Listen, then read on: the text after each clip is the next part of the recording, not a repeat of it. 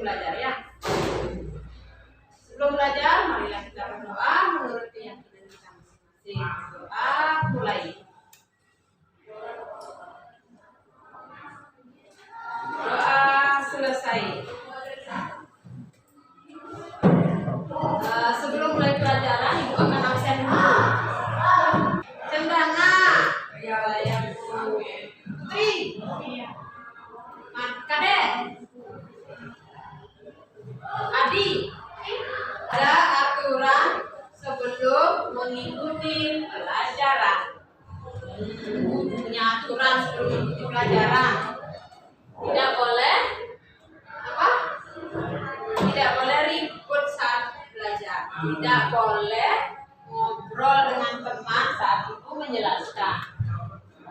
Anak-anak harus menyimak pelajaran dengan baik. Terus tidak boleh keluar masuk kelas. Kalau sudah keluar masuk kelas, lama di luar nanti ketinggalan pelajaran. Ya. Sebelum mulai, kita menyanyikan lagu dulu yuk, biar semangat. Tanda Pancasila, akulah pendukungmu. Kita akan belajar tentang fabel. Ada yang pernah dengar fabel? Nah, fabel itu adalah cerita yang dengan tokohnya itu semua binatang. Cerita yang tokoh-tokohnya binatang yang bisa berbicara. Itu namanya fabel. Kancil. Iya, kancil dengan singa yang licik. Iya, singa lapar.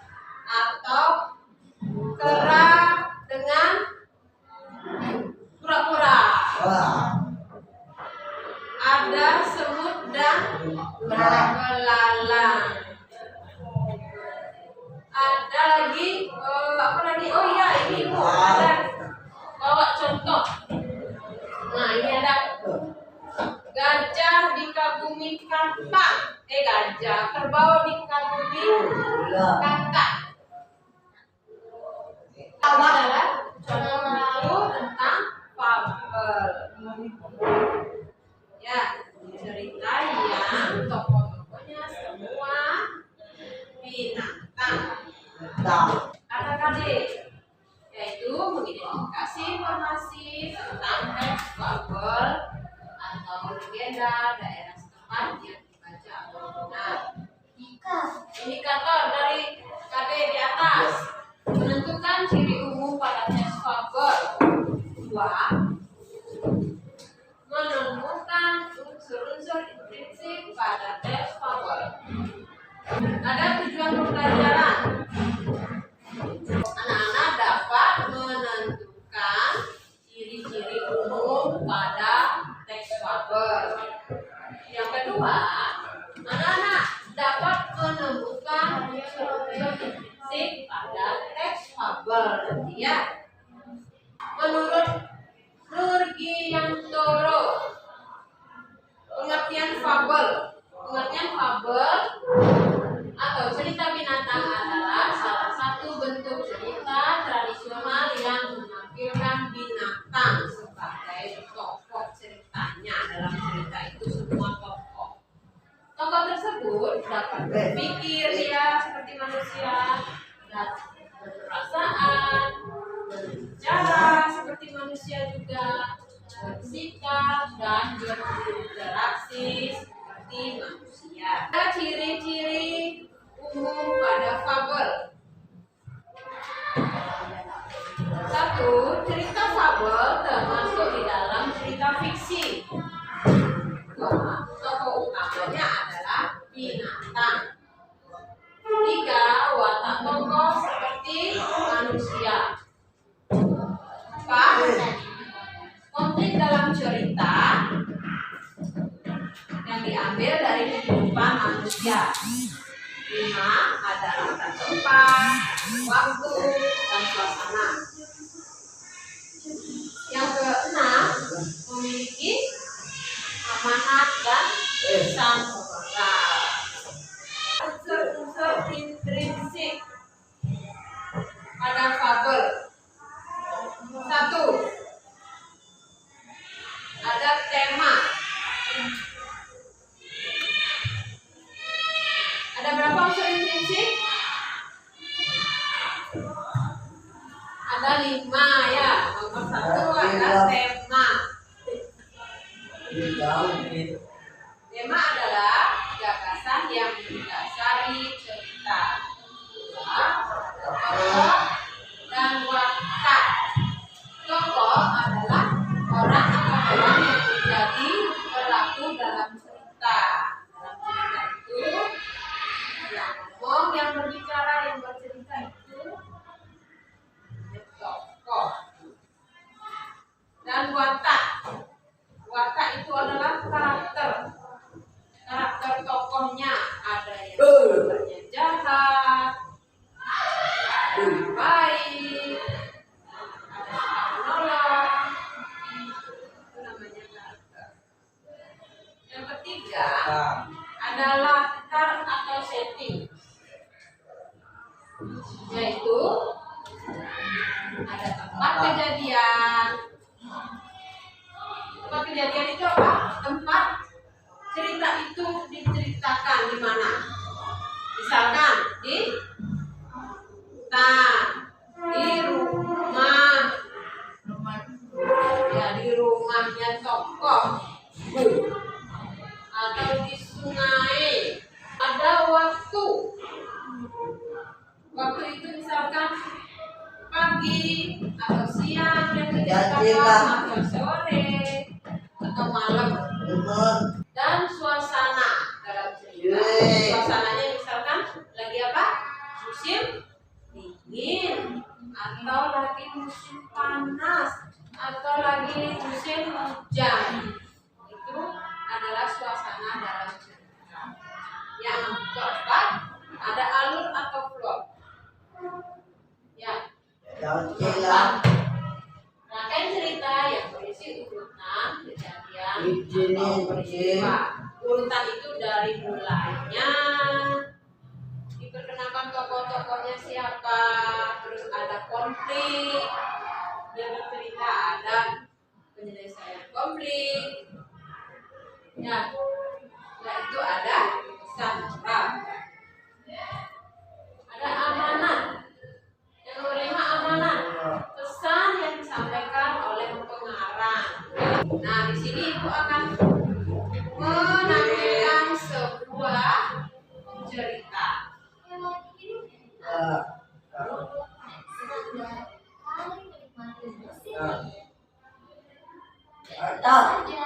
Kesulitan mencari makanan.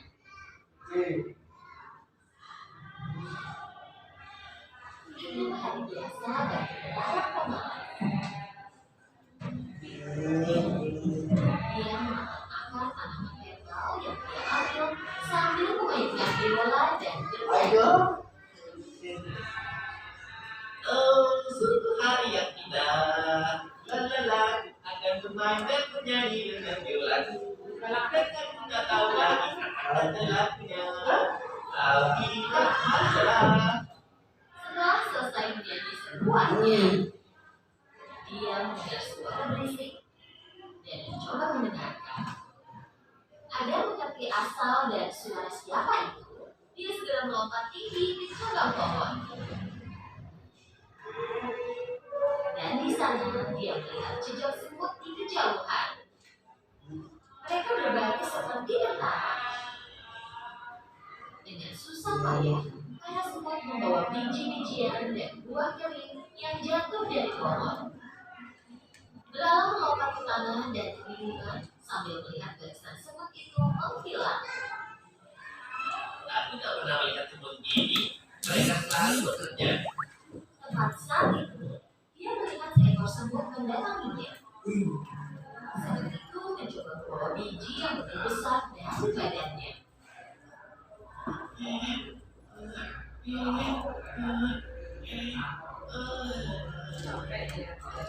Saat akan melewati lalang, semut melihat biji yang dia bawa. Itu rajin kerja keras. Istirahat.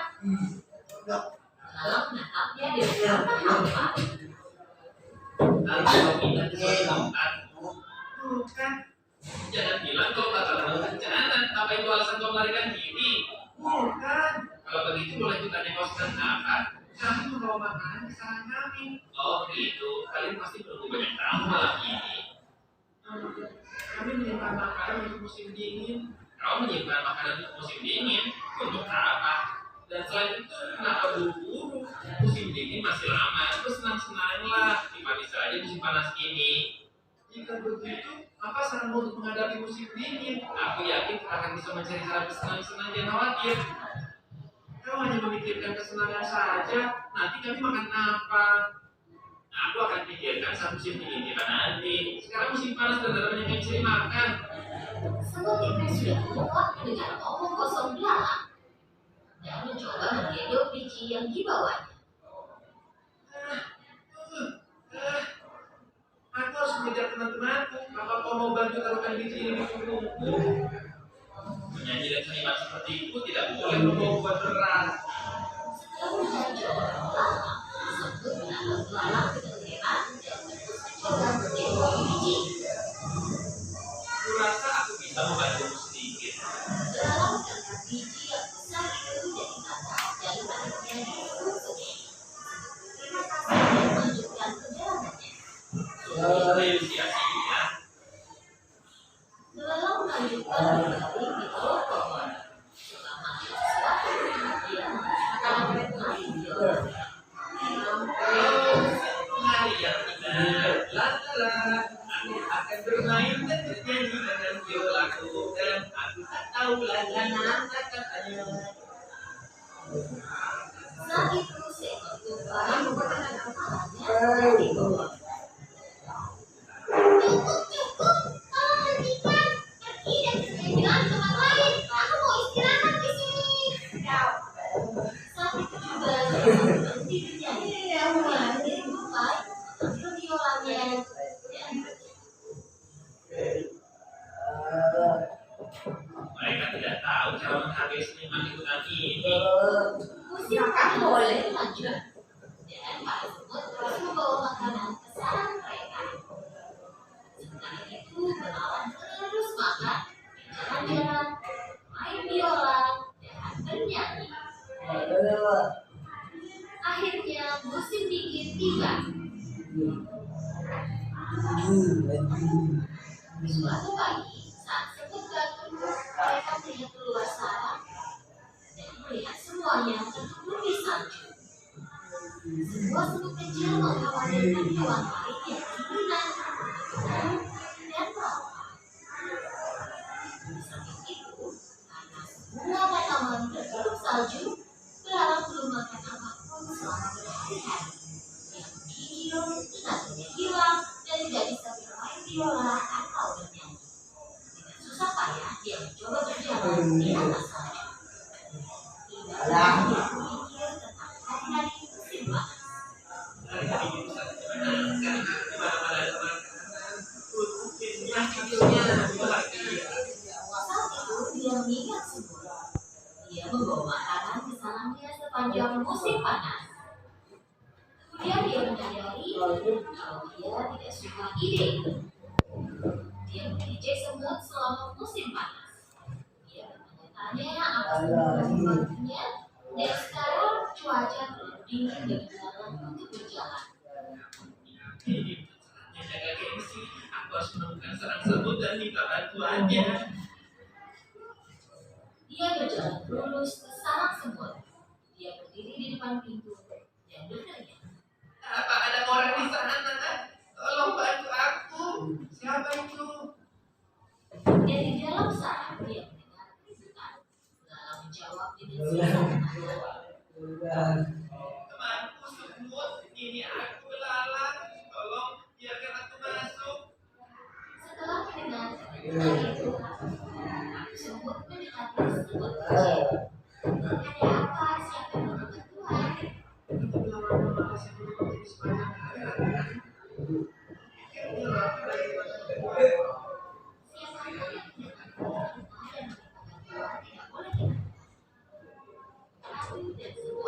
lain mendekati pintu depan sarang dan membukanya. Belalang berbaring di salju karena sudah sangat lemah. Para semut segera mengangkat belalang dan membawanya ke dalam sarang. Belalang sehat kembali dengan menggunakan sarang semut. Mereka memberinya air dan makanan. Sekarang dia merasa jauh lebih baik. Belalang berterima kasih kepada aku dan jauh ke arah semut kecil. Aku sangat tidak adil kepadamu. Saat kau bekerja sepanjang musim panas, aku tidak menyanyi. Dan sebenarnya kau berikan aku, tapi aku tidak menganggap serius. Aku menyesalinya. Ini harusnya jadi pelajaran besar untukmu. Kami juga ingin bersenang-senang sepanjang musim panas. Tapi kami harus memikirkan masa yang nantikan. Jika kami tidak mengumpulkan makanan selama musim panas, kami mungkin ada di posisimu sekarang. Belalang tinggal di sarang semut selama beberapa waktu. Dia hijau lebih baik dan lebih sehat. Saat tiba waktunya, semut mengatakan kepada belalang, Terima kasih atas segalanya. Kalian menyelamatkanku dan aku tak akan melupakannya. Dan aku tak akan bermalas-malasan lagi sekarang. Bisa minta tolong? Katakan saja, apa kau inginkan? Saat musim panas, kau bisa belajar buat kawan-kawan bahagia. Tadi tayangan tentang apa? Kabel yang judulnya apa judulnya? Hah?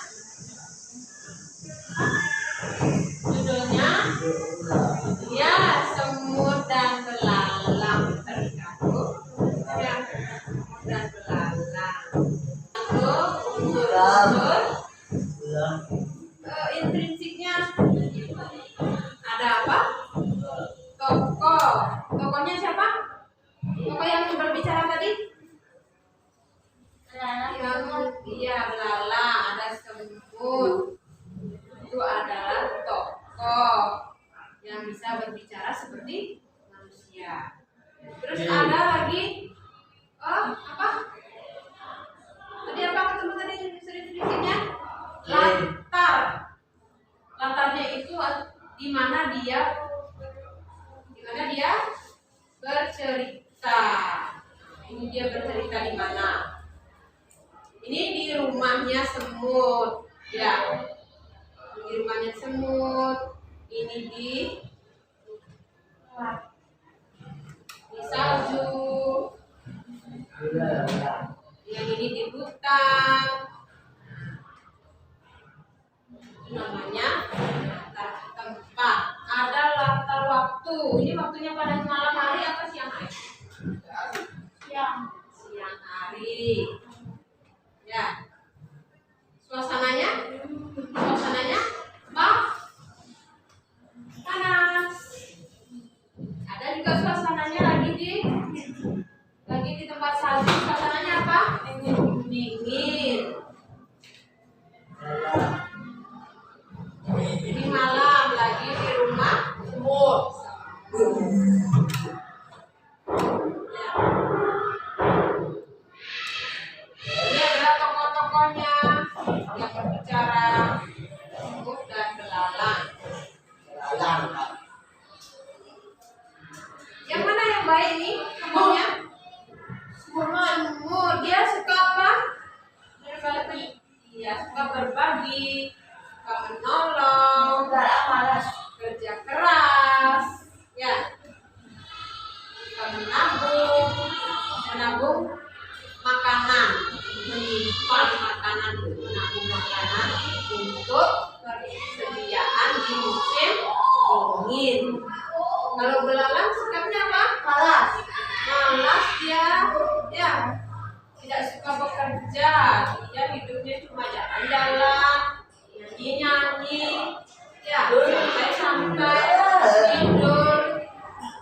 Jadinya dia tidak mau mencari makanan disimpan pada saat musim dingin tiba. Jadinya saat musim dingin tiba, gimana? Dia lapar, tidak ada makanan semua ditutupi dengan salju, dingin. Dia tidak ada rumput, apa yang dia makan? Tak ada bisa makan apa. Akhirnya dia lemas badannya. Seharian dia tak makan apa, badannya lemas. Terpaksa dia ke rumah semut. Dia minta maaf sama semut karena sudah menginjak semut kemarin. Dia keras, dia marah-marahan ya. Dia ke rumah semut minta tolong sama semutnya, kalau kasihan saya seharian nggak makan. Akhirnya semutnya berbaik hati, dia berbaik hati tolong belalang. Akhirnya belalang dikasih nginep masuk ke dalam rumahnya semut, dikasih nginep di sana, dirawat sama semut, dikasih makan, dikasih minum, istirahat. Karena dalam rumah semut itu hangat, di luar suasananya dingin, nggak bisa hidup dia belalang. Jadi dia bermalam atau menginap di rumah semut sementara supaya kondisinya pulih atau kembali sehat. Ya. Jadi pesan moral yang didapat dari cerita itu adalah apa? Kisah belalang dan semut ini mengajarkan kita selalu bekerja keras untuk mendapatkan kesuksesan di masa yang akan datang. Kita harus bekerja keras dulu, seperti anak-anak semua harus rajin belanja dulu, tak boleh malas-malas supaya nanti kita bisa sukses. Menabung untuk sesuatu yang kita inginkan di masa yang akan datang. Ya, adalah sesuatu yang lebih baik. Nah, kamu jangan terlena dengan kebahagiaanmu sekarang, dengan banyak uang sekarang. Siapa tahu nanti pas tidak punya uang, jadinya tidak punya tabungan, tidak ada makanan. Ya, jadi kita harus hidup hemat, kerja keras. Ada tugas, jaga tugasnya. Dikelompokkan dulu sama teman. Bagi kelompok jadi 3 kelompok. Ya. Nah, sama Dika dong. Tak. Enggak. Bebas. Putri.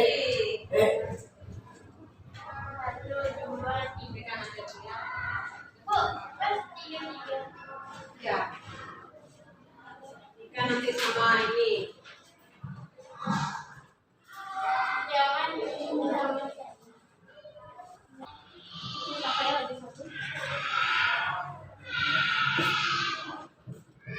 Tugas kalian adalah yang satu.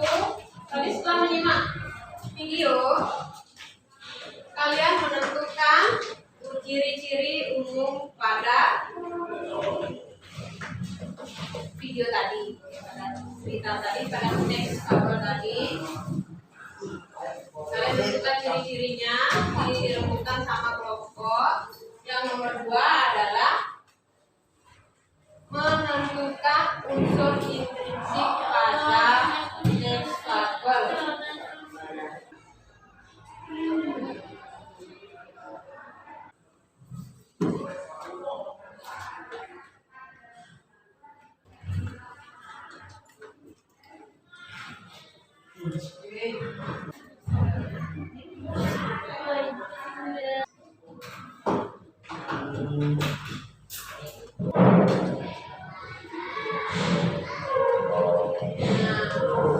Farida akan menceritakan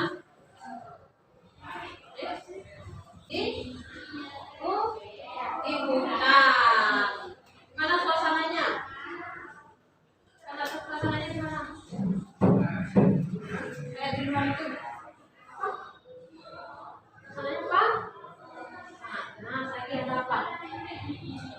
Ada salju. Ya, ini adalah tugas dari Farida dan kelompoknya. Amanatnya adalah kita tidak boleh seperti belalang yang malas. Ini kelompok cendana. karena ini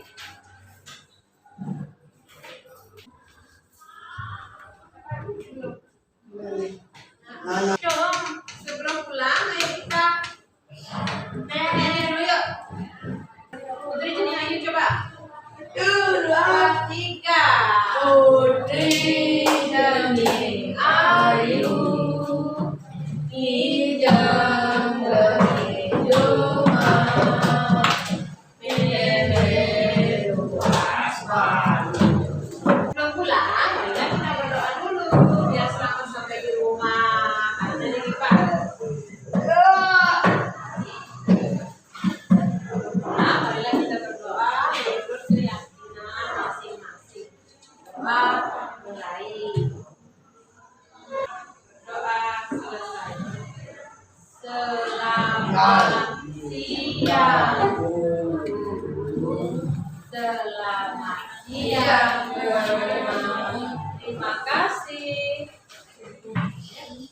Ayo pulang dulu.